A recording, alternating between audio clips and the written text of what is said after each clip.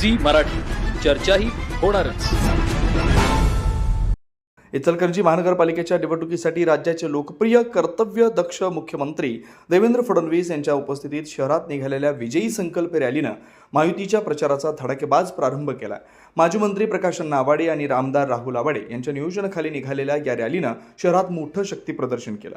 भव्य road show आणि उत्साही प्रतिसाद. शहरातील मुख्य मार्गावरून निघालेल्या या रॅलीला इचलकरंजीकरांनी अभूतपूर्व प्रतिसाद दिला.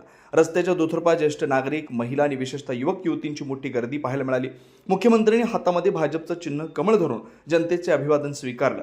अनेक ठिकाणी महिलांनी देवाभाऊचं औक्षण करून त्यांचं स्वागत केलं. महापुरुषांना अभिवादन. रॅलीचा मार्ग ऐतिहासिक खुणांनी सजलेला होता. मुख्यमंत्री फडणवीस यांनी श्री शिवतीर्थ इथं छत्रपती शिवाजी महाराजांच्या पुतळ्याला पुष्पहार अर्पण केलं.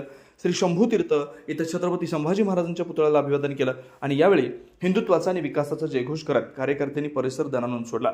यावेळी उच्च व तंत्रशिक्षण मंत्री चंद्रकांतदादा पाटील, खासदार धैर्यशील माने, माजी आमदार सुरेश हळवणकर, पूर्व जिल्हाध्यक्ष भाजप राजवर्धन नाईक निंबाळकर, जिल्हाध्यक्ष राष्ट्रवादी बाबासाहेब पाटील आसुर्लेकर उपस्थित होते. हातकणंगले प्रतिनिधी विनोद शिंगे.